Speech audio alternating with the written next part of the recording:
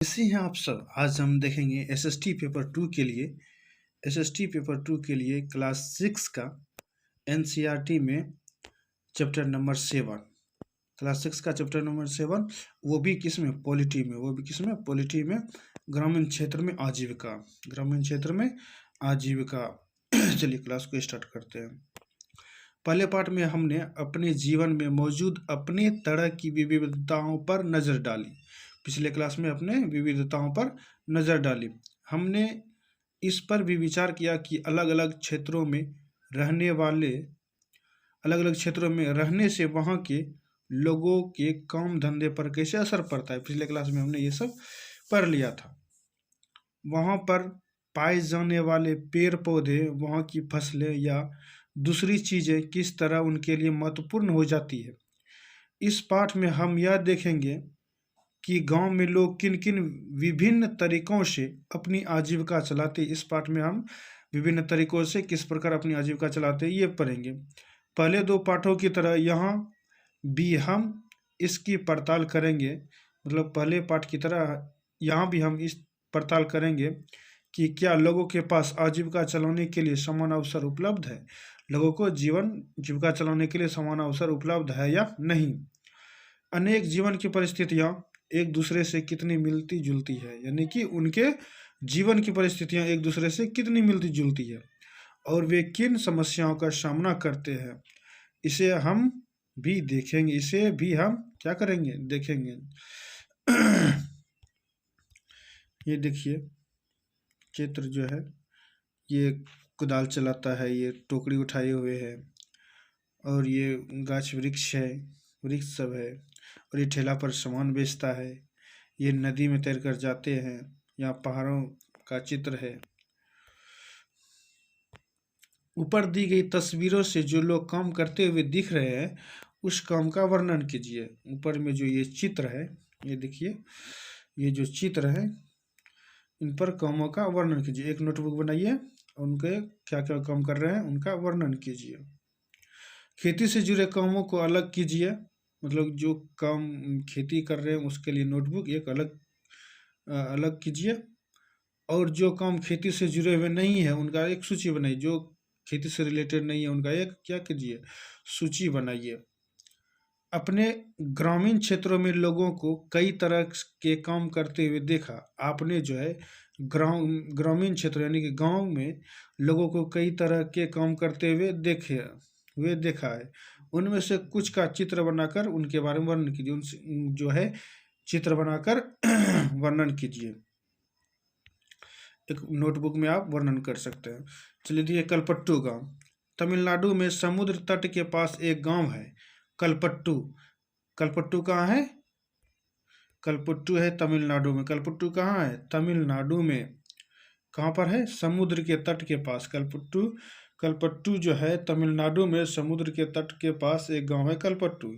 यहाँ लोग कई तरह के काम करते हैं। यहाँ लोग जो है कई तरह के काम करते हैं। दूसरे गांवों की तरह यहाँ भी खेती के अलावा कई काम होते हैं। दूसरे गांवों की तरह यहाँ भी क्या होता है? खेती के अलावा और कई सारे काम होते हैं, जैसे टोकरी, बर्तन, घड़े, ईंट, बैलगाड़ी इत्यादि बनाना। जैसे क्या क्या बनाते हैं? टोकरी बनाते हैं, बर्तन बनाते हैं, घड़े बनाते हैं, ईंटें बनाते हैं और बैलगाड़ी इत्यादि बनाना। कलपट्टू में कुछ लोग नर्स, शिक्षक, धोबी, बुनकर, नाई, साइकिल ठीक करने वाले और लोहार के रूप में अपनी सेवाएं देते हैं। कलपट्टू में जो कुछ लोग नर्स है, शिक्षक यानी टीचर है, धोबी है कपड़ा साफ करने वाला, बुनकर है, नाई है जो है कपार में लगा हुआ बाल उसको काटने वाला, साइकिल ठीक करने वाले लोग और लोहार के रूप में अपनी सेवाएं प्रदान करते हैं। यहाँ कुछ दुकानदार एवं व्यापारी भी है। जो मुख्य गली है वह बाजार की तरह दिखती है। मुख्य गली क्या है? वह बाजार की तरह दिखती है। उसमें आपको तरह तरह की कई छोटी दुकानें दिखेंगी। गली में कई तरह तरह की छोटी दुकानें दिखेंगी, जैसे चाय, सब्जी, कपड़े की दुकान तथा 2 दुकानें बीज और खाद की। चाय की, सब्जी की, कपड़े की दुकान और तथा 2 दुकानें बीज और खाद की। 4 दुकानें चाय की है जहाँ टिफ़िन भी मिलता है। 4 दुकानें जो है चाय की भी है जहाँ टिफ़िन भी मिलता है। 4 दुकानें चाय की हैं और यहाँ पर टिफ़िन भी मिलता है। टिफ़िन का मतलब खाने पीने की हल्की फुल्की चीज़ें। टिफ़िन का मतलब यहाँ क्या हुआ? खाने पीने की हल्की फुल्की चीज़ें। जैसे सुबह इडली डोसा व उपमा मिलते हैं। जैसे सुबह क्या होता है? इडली डोसा व उपमा मिलते हैं। और शाम शाम के नाश्ते में बड़ा बोंडा व मैश मैसूर पाक, बड़ा बोंडा व मैसूर पाक मिलते हैं। चाय की दुकानों के पास एक कोने में एक लोहार का परिवार रहता है। चाय की दुकानों के पास एक लोहार का परिवार रहता है। उसके घर में ही लोग लोहे की चीज़ें बनने का काम होता है। उसके घर में ही जो है लोहे की चीज़ें बनने का काम होता है। बगल में साइकिल की मरम्मत का एक दुकान है। बगल में ही साइकिल की मरम्मत का एक दुकान है। ये वहाँ साइकिल किराए पर भी मिलता है। साइकिल की दुकान में साइकिल जो है किराए पर भी मिलता है। गांव में 2 परिवार कपड़े धोकर अपनी आजीविका चलाते हैं। गांव में जो है 2 परिवार कपड़े धोकर अपनी आजीविका चलाते हैं, मतलब पेट पालते हैं। कुछ लोग के पास के शहर में जाकर मकान बनाने और लॉरी चलाने का काम करते हैं। जो घर बनाते हैं लॉरी चलाने का काम करते हैं। गांव छोटी छोटी पहाड़ियों से घिरा हुआ है। गांव जो है छोटी छोटी पहाड़ियों से घिरा हुआ है। सिंचित जमीन पर मुख्यतः धान की खेती होती है। सिंचित जमीन पर मुख्यतः किसकी खेती होती है? धान की खेती। ज़्यादातर परिवार खेती के द्वारा ही अपनी जीविकोपार्जन करते हैं, मतलब जीविका कमाते हैं। ज़्यादातर आदमी खेती से ही जीविका चलाते हैं। यहाँ आम और नारियल के काफ़ी बाग है। यहाँ आम और नारियल के काफ़ी जो है बाग है। कपास और गन्ना और केला भी उगाया जाता है। कपास, गन्ना और केला भी उगाया जाता है। आइए कुछ लोगों से मिले जो कलपट्टू के खेतों में काम करते हैं। आइए कुछ लोगों से मिले जो कलपट्टू के गाँव में खेतों में काम करते हैं और देखें कि हम उनकी आजीविका के बारे में क्या सीख सकते हैं। ये देखिए चित्र में दिया गया है धान की रुपाई करता हुआ काम, ये देख सकते हैं। चलिए तुलसी पढ़ते हैं। तुलसी जो हम सब यहाँ रामलिंगम की ज़मीन पर काम करते हैं। हम सब जो है यहाँ रामलिंगम की ज़मीन पर काम करते हैं। उसके परिवार के पास कलपट्टू में 20 एकड़ धान की खेत है।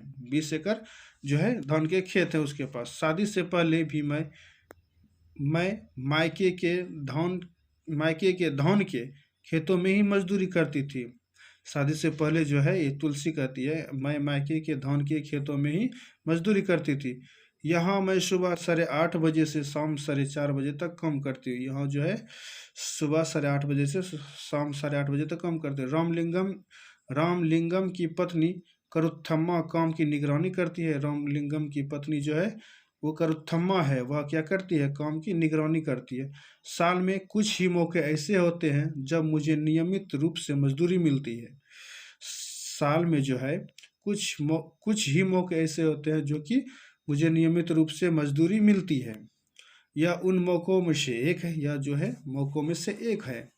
मैं धान रोप रही हूँ। जब धान की फसल थोड़ी बढ़ जाएगी तो रामलिंगम हमें निराई के लिए और बाद में कटाई के लिए बुलाएगा। जब धान फसल थोड़ी बढ़ जाती है तब रामलिंगम जो है हमको निराई के लिए और बाद में फसल कटाई के लिए बुलाएगा। जब मैं कम उम्र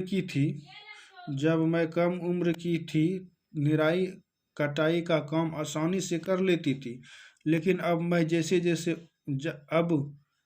जैसे जैसे उम्र हो रही है मुझे झुककर काम करने और देर तक पानी में पैर डूबे रहने से तकलीफ होती है। अब जैसे जैसे उम्र हो रही मतलब उम्र बढ़ रही है, मुझे झुककर काम करने में और देर तक पानी में पैर डूबे रखने में मुझे बहुत सारी तकलीफ होती है। ये तुलसी ने कहा। रामलिंगम एक दिन का 40 रुपया मजदूर देता था। एक दिन का 40 रुपया वो क्या देता था? मजदूरी देता था। मेरे गांव में मजदूरी के रेट से यह थोड़ा कम है। मेरे गांव में मजदूरी के रेट से जो है थोड़ा कम है, फिर भी मैं मजदूरी के लिए यहीं आती हूँ। फिर भी जो है तुलसी वहीं पर आती है। रामलिंगम पर मुझे भरोसा है कि काम होने पर वह मुझे ही बुलाएगा। बाकी लोगों की तरह वह आस पड़ोस के गांवों में सस्ते मजदूर ढूंढने नहीं जाता। बाकी लोगों की तरह वह सस्ते मजदूर जो है ढूंढने के लिए नहीं जाता। मेरा पति रमन भी एक मजदूर है। तुलसी कहती है कि मेरा पति रमन भी एक मजदूर है। हमारे पास कोई जमीन नहीं है। साल के इन महीनों में वह खेतों में कीड़ों की दवाई छिड़कता है। साल के इन महीनों में वह खेतों में कीड़ों की दवाई छिड़कता है। जब खेत में कोई काम नहीं मिलता तो उसे पास की खान से पत्थर या नदी से बालू ढोने का काम मिल जाता है। जब खेतों में कोई काम नहीं मिलता तो उसे पास की खान से कोई खान होगा, पत्थर या नदी से बालू ढोने का काम मिल जाता है। कोयला खान हो या कोई भी खान हो, ये पत्थर और बालू पास के शहरों में मकान बनाने के लिए ट्रक से ले जाए जाते। ये पत्थर जो है पास के शहरों में मतलब पास में कोई शहर होगा, मकान बनाने के लिए ट्रक से ले जाए जाते थे। खेत में काम करने के अलावा मैं घर का सारा काम करती हूँ। खेत में काम करने के अलावा जो है उसके बाद भी मैं घर का सारा काम करती हूँ। मैं घर में सबके लिए खाना बनाती हूँ, कपड़े धोती हूँ और सफाई करती हूँ। दूसरी औरतों के साथ जाकर जंगल से लकड़ी भी लाती हूँ। गांव से करीब 1 किलोमीटर दूर बोरवेल है। गांव से करीब 1 किलोमीटर तक बोरवेल मतलब बोरिंग है, बोरवेल है, जहां से पानी लेकर आती हूँ। मेरे पति का सामान जैसे साग सब्जी खरीदने में मेरी मदद करता है। मेरे पति जो है घर के सामान जैसे साग सब्जी खरीदने में मेरी मदद करता है। देखिए ये दिया हुआ है निराई। निराई जो होता है सितंबर अक्टूबर महीने के बीच में होता है। कटाई देखो, धान की रोपाई जो देखिए जुलाई और अगस्त के बीच में होता है, आप देख सकते हैं। और बीड़ा बनना जो है जुलाई और जून के बीच में होता है। जून और मई के बीच में भी बीड़ा बनना होता है।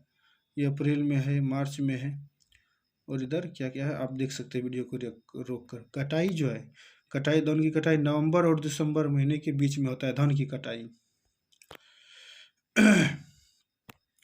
क्वेश्चन कहती है क्या तुलसी को साल भर कमाई के मौके मिलते हैं? ऊपर दिए गए चित्र के आधार पर बताइए। नहीं, ये देखिए इसको काम तो यहाँ कटाई पर मिला होगा, निराई पर मिला होगा, रोपाई पर मिला होगा। ये बीड़ा बनाना ये इन सभी मिलता है, लेकिन इन सभी महीनों में उसको काम नहीं मिलता है, तो इसका आंसर नहीं हो जाएगा। हमारी दो बेटियां हमारे जीवन की खुशी है।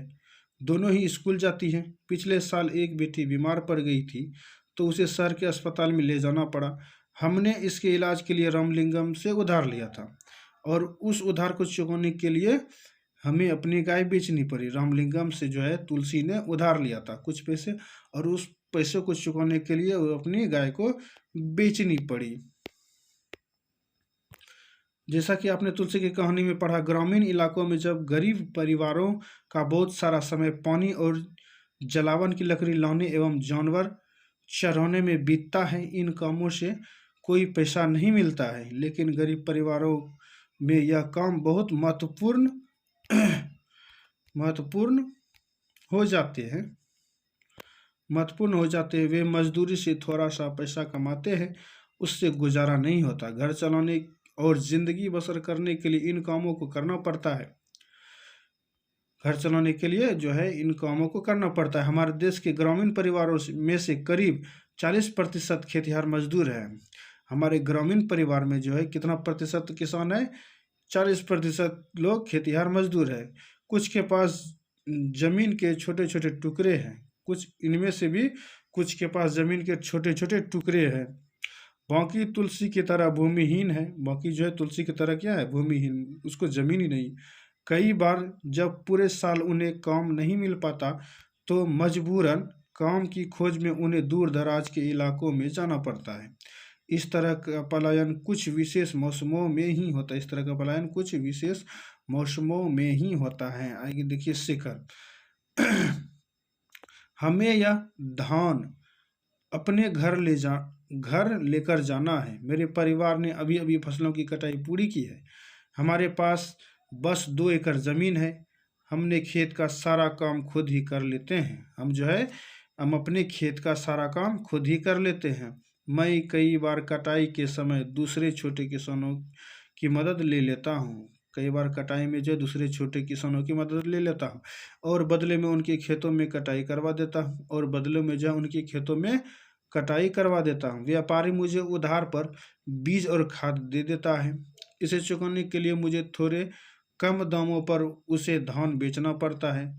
इसको जो है चुकाने के लिए उसे कम दामों पर धान बेचना पड़ता है। अगर बाजार में बेचूं तो ज़्यादा पैसे मिल जाएंगे। अगर ये जो है बाजार में बेचेगा तो उसको ज़्यादा पैसा मिल जाएगा। लेकिन मुझे उधार तो चुकाना है। व्यापारी ने किसानों को याद दिलाने के लिए अपना एजेंट भेजा है कि जिन किसानों ने उधार लिया है वे उसी को अपना धान बेचे। मतलब कि जिससे वो उधार लिया है उसी को वो धान बेचेगा कटाई के बाद। मुझे अपने खेत से 60 बोरी धान मिलेगा। यह किसने कहा? यह कहा शेखर ने। मुझे अपने खेत से 60 बोरी धान मिलेगा। इनमें से कुछ से मैं अपना उधार चुका दूंगा और बाकी घर में लग जाएगा। और इनमें से कुछ जो है मेरा उधारी में चला जाएगा और जो है बाकी मेरा घर में लग जाएगा। लेकिन मेरे हिस्से में जो आता है वह सिर्फ 8 महीने तक ही चल पाता है। लेकिन मेरे हिस्से में जो आएगा वह सिर्फ 8 महीने ही चल पाता है। इसलिए मुझे और पैसे कमाने की ज़रूरत पड़ती है। इसलिए मुझे, ये कौन कहता है? शेखर कहता है, और पैसे कमाने की जरूरत पड़ती है। इसके लिए मैं रामलिंगम की चावल की मिल में काम करता हूँ। रामलिंगम के पास एक चावल की मिल भी है जिसमें शेखर काम करता है। वहाँ मैं पड़ोसी गांव के किसान से धान इकट्ठा करने में उसकी मदद करता हूँ।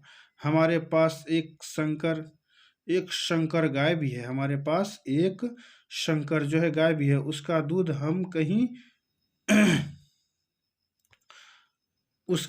हम कहीं की सहकारी समिति में बेच देते हैं। कोई समिति है उनको बेच देते हैं, सहकारी समिति में बेच देते हैं।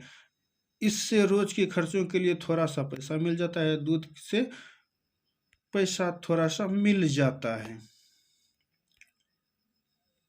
देखिए पढ़ते हैं आगे। कर्ज लेने पर, जैसा कि आपने ऊपर पढ़ा कि कई बार शेखर जैसे किसान जरूरी चीजें खरीदने के लिए पैसा कर्ज लेते हैं अक्सर। ऊपर में कुछ लाइन छूटा था, उनको देख लेता हूँ। ये क्वेश्चन कहता है तुलसी के काम का विवरण दीजिए। यह रमन के काम से कैसे अलग है? तुलसी जो धान रोपती है, ये सारी सी बातें हैं। तुलसी को अपने काम के लिए बहुत कम पैसा मिलता है। आपकी समझ में खेतों में काम करने वाले मजदूरों को कम पैसे पर क्यों करना पड़ता है? क्योंकि हमको ही काम देगा और वो किसी के पास नहीं जाएगा। आपके क्षेत्र में या पास के गांव में कौन सी फसलें उगाई जाती हैं? वहाँ खेतिहर मजदूर किस तरह काम करता है? हमारी तरफ तो मक्का, गेहूँ सब उगाया जाता है। आप बताइएगा कि कौन सा। अगर तुलसी के पास खेती जमीन होती तो उसकी कमाई यानी आजीविका कैसी तरह अलग होता? चर्चा कीजिए। उनका आप नोटबुक में आप चर्चा कीजिए। अक्षर जो है, हाँ देखिए अब ये क्वेश्चन और है। अब देखिए शेखर का परिवार क्या काम करता है? आपके विचार से शेखर दूसरे मजदूरों को अपने खेत पर काम करने के लिए क्यों नहीं लगाता? वो क्यों नहीं लगाता, आप बताइए। ऊपर में पढ़े हैं शेखर शहर के बाजार में अपना धान क्यों नहीं बेच पाता? क्योंकि जिससे वो धान उधारी लेता है उन्हीं को वो बेचेगा।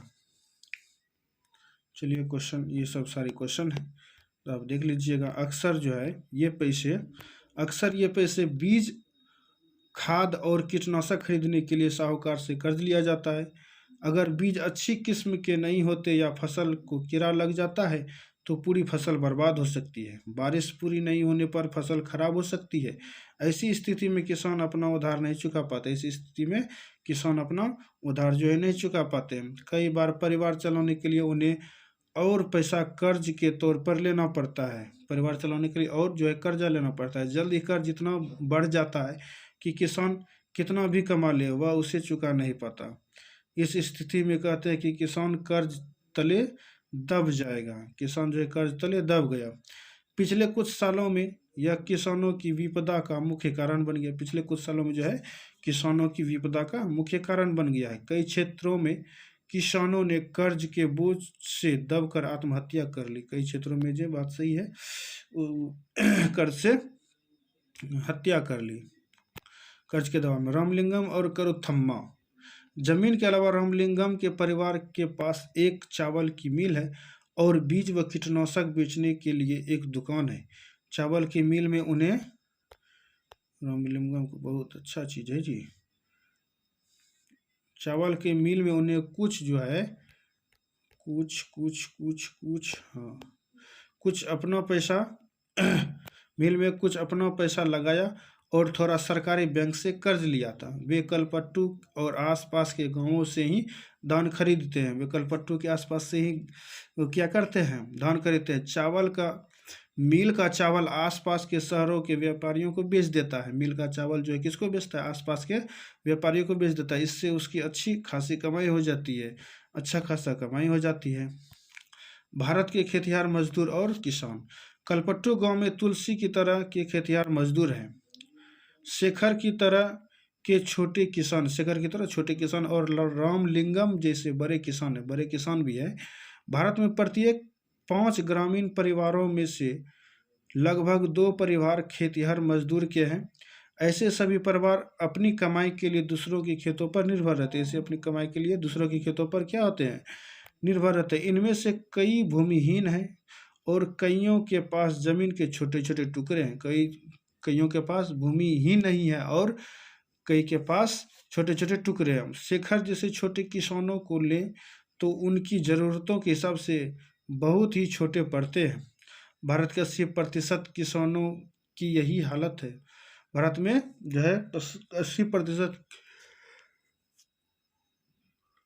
किसानों की यही हाल है। भारत में केवल 20% किसान रामलिंगम जैसे बड़े किसानों की श्रेणी में आती है। बड़े किसान जो है कितना प्रतिशत है? 20% की ही है रामलिंगम जैसे। रामलिंगम की 20 एकड़ जमीन के एक हिस्से पर रोपी गई धान की फसल तुलसी जैसे खेतिहर मजदूर की कड़ी मेहनत का नतीजा। तुलसी जैसे खेतिहर की है कड़ी नतीजा। देखिए 20 एकड़ जमीन पर यह धान की खेती है। उस समय की कहानी है। ऐसे किसान गांव की अधिकतर जमीन पर खेती करते हैं। उनकी उपज का बहुत बड़ा भाग बाजार में बेचा जाता है। उनकी उपज का बहुत बड़ा क्या होता है? हिस्सा बाजार में बेचा जाता है। कई बड़े किसानों ने अन्य काम धंधे भी शुरू कर दिए हैं, जैसे दुकान चलाना, सूद पर पैसा देना, छोटी छोटी फैक्ट्रियां चलाना। ये लोग किसान भी काम शुरू कर दिए हैं। ऊपर दिए गए आंकड़ों को देखते हुए क्या आप यह कह सकते हैं कि भारत के अधिकतर किसान गरीब हैं? आपकी राय में इस स्थिति को बदलने के लिए क्या किया जा सकता है? बात सही है, किसान जो है बहुत गरीब है। उनको स्थिति को बदलने के लिए सही समय पर उनके मार्गदर्शन करना चाहिए। हमने कलपट्टू में होने वाली खेती के बारे में पढ़ा। ग्रामीण क्षेत्रों में खेती के साथ साथ लोग जंगल की उपज और पशुओं आदि पर निर्भर रहते हैं। उदाहरण के लिए मध्य भारत के कुछ गांव में खेती और जंगल की उपज दोनों ही आजीविका के महत्वपूर्ण साधन हैं। उदाहरण के लिए मध्य भारत के कुछ गांवों में जंगल की खेती और जंगल की उपज दोनों ही आजीविका के क्या हैं? महत्वपूर्ण साधन है। महुआ बिनने तेंदू के पत्ते इकट्ठा करने, महुआ बीनने, तेंदू के पत्ते इकट्ठा करने, शहद निकालने और इन्हीं व्यापारियों को बेचने जैसे काम अतिरिक्त आय में मदद करते हैं। क्या करते हैं? अतिरिक्त आय में मदद करते हैं। इसी तरह सहकारी समिति को या पास के शहर के लोगों को दूध बेचना भी कई लोगों के लिए आजीविका कमाने का मुख्य साधन है। बात सही है, किसी समिति को दूध बेचेगा तो फायदा तो होगा ही। समुद्र तटीय इलाकों में हम देखते हैं कि पूरे के पूरे गांव मछली पकड़ने में लगे हुए हैं। समुद्र तटीय इलाकों में क्या है, पूरा का पूरा गांव जो है मछलियाँ पकड़ता है। आइए अरुणा और पारिवेलन के जीवन के बारे में पढ़कर मछली पकड़ने वाले एक परिवार के बारे में थोड़ा और जाने।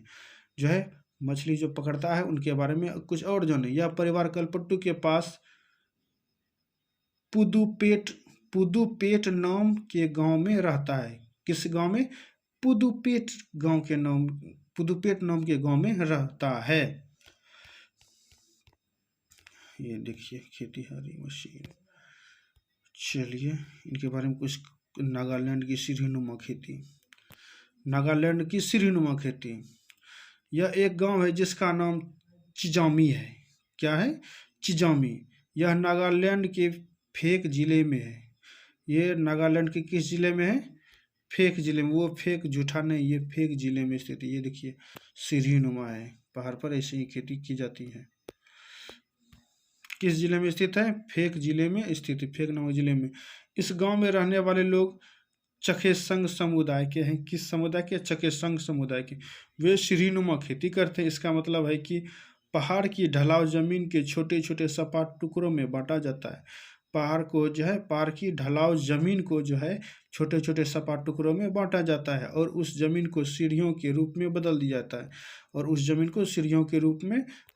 जाता है। प्रत्येक सपाट टुकड़े के किनारों को ऊपर उठा देते। प्रत्येक सपाट जो है टुकड़ों को किनारों के ऊपर उठा देता है जिससे पानी भरा रह पाए। चावल की खेती के लिए सबसे अच्छा है। चावल जो है उस पर भी अच्छा स्रोत है।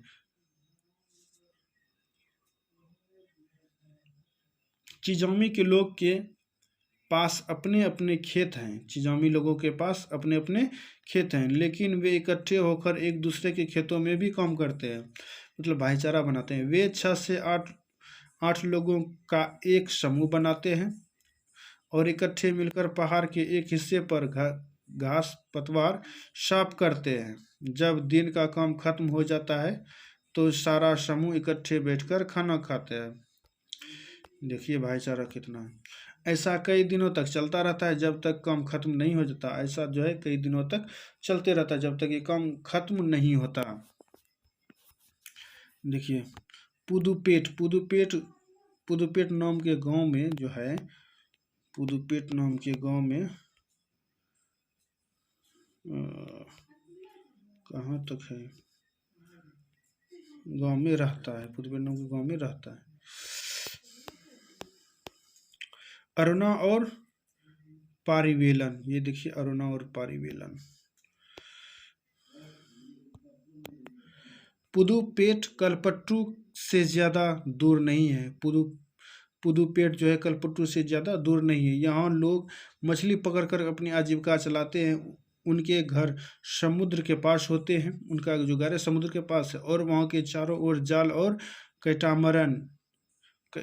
कैटामरन यानी कि मछुआरों की खास तरह की छोटी नाव, कैटामरन जो है ये डंगिया की तरह नाव है, की पंक्तियां दिखाई देती हैं। सुबह 7 बजे समुद्र किनारे बड़ी गहमागहमी रहती है। 7 बजे जो है सुबह समुद्र के किनारे बहुत आदमी से रहते हैं। इस समय सारे कैटामरन यानी कि डंगिया नाव मछलियां पकड़ कर लौट आते हैं। मछली खरीदने और बेचने के लिए बहुत सारी औरतें इकट्ठा हो जाती है, जो है मछली पकड़ती भी है और बेचती भी है। मेरा पति पारिवेलन, मेरा भाई और जीजा आज बड़ी देर से लौटे। मेरा पति पारिवेलन और मेरा भाई बहुत देर से लौटे। मैं बहुत परेशान हो गई थी। ये हमारे कैटामरन में इकट्ठे ही समुद्र में जाते हैं। मैं जो है भयभीत हो गई थी और जो है सभी नाव के साथ जाते हैं। उन्होंने बताया कि आज वे तूफान में फंस गए थे। उन्होंने बताया कि आज वो तूफान में फंस गए थे।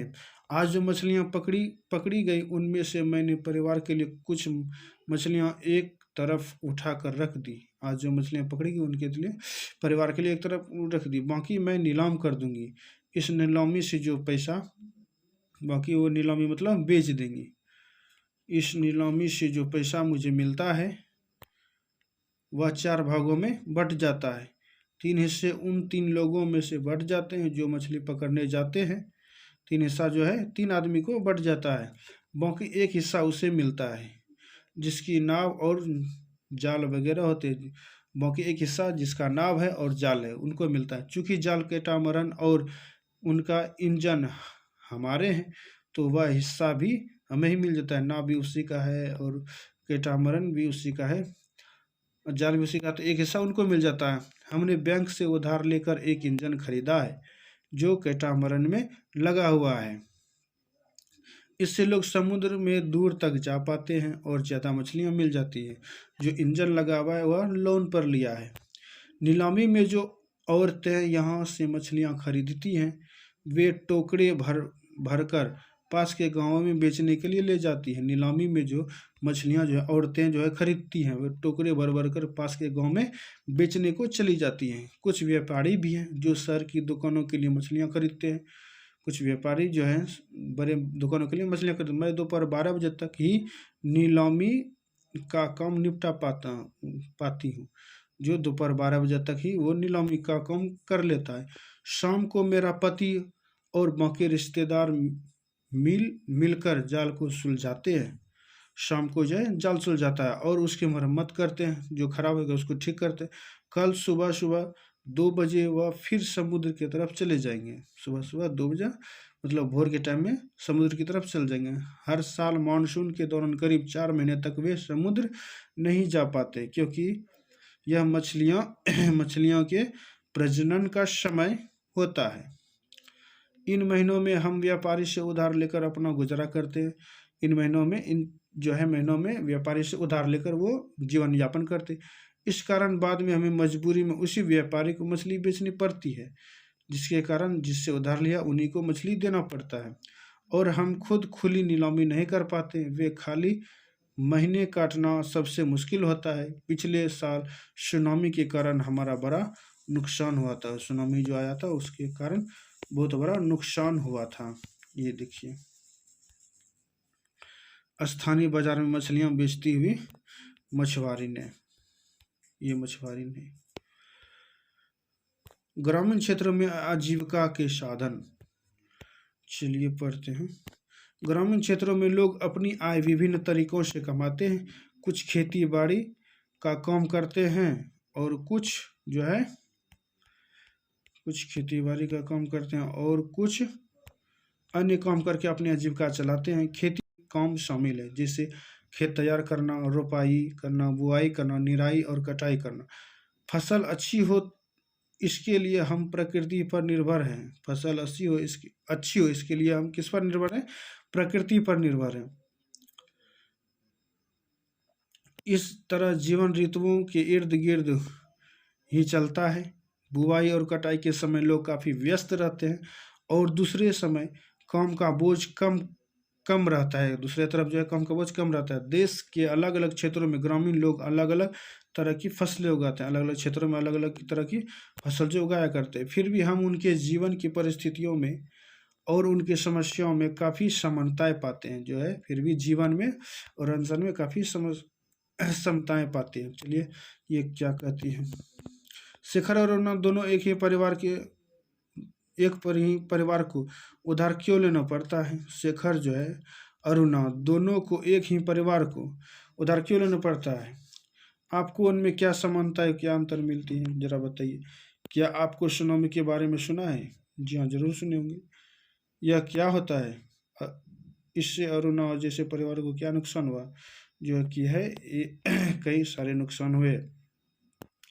लोग कैसे जिंदगी बसर करते हैं और कितना कमा पाते हैं, इस बात पर निर्भर करता है कि वे जिस जमीन को जोतते हैं वह कैसी है। कई लोग उस जमीन पर मजदूरों के रूप में निर्भर रहते हैं। ज़्यादातर किसान अपनी ज़रूरतों को पूरा करने और बाज़ार में बेचने के लिए भी फसलें उगाते हैं। ज़रूरतों को पूरा करने और बाज़ारों पर बेचने के लिए भी फसल को उगाते हैं। कुछ किसानों को अपनी फसल उन व्यापारियों को बेचनी पड़ती है जिनसे वे पैसा उधार लेते हैं। वो तो आगे में भी पिछले भी पढ़े थे। गुजर बसर गुजर बसर करने के लिए कई परिवारों को काम की खातिर उधार लेना पड़ता है या फिर तब लेना पड़ता है जब उनके पास कोई काम नहीं रहता। ग्रामीण क्षेत्रों में कुछ परिवार ऐसे हैं जो बड़ी बड़ी जमीनों, व्यापार और अन्य धंधों पर फल फूल रहे हैं। बड़े बड़े धंधों और अन्य व्यापारों पर भी वो जीवन यापन कर रहे हैं। फिर भी ज़्यादातर छोटे किसानों, खेतिहर मजदूरों, मछली पकड़ने वाले परिवारों और गांव में हस्तशिल्प का काम करने वाले लोगों को पूरे साल रोजगार नहीं मिल पाता। खेतिहर मजदूरों को भी पूरे साल काम नहीं मिलता, मछली पकड़ने वालों को भी पूरा काम नहीं मिलता। हस्तशिल्प जो है हाथ से, हाथ की कलाकारी जो है, सिलाई मशीन ये वगैरह सब जो करते हैं, बुनाई भी करते हैं, उसको पूरा साल काम नहीं कर पाता। तो आगे की क्लास में हम क्वेश्चन आंसर करेंगे मैराथन में। तब तक के लिए इतना ही। जय हिंद, जय भारत। जब मैराथन करेंगे, अभी पूरा रीडिंग कर रहे हैं क्लास का, 6 to 8 तो ही रीडिंग चलेगा। उसके बाद महा मैराथन होगा। महा मैराथन में सारी चैप्टर वाइज क्वेश्चन कराया जाएगा। तो क्लास में बने रहिए। क्लास में। जय हिंद, जय भारत।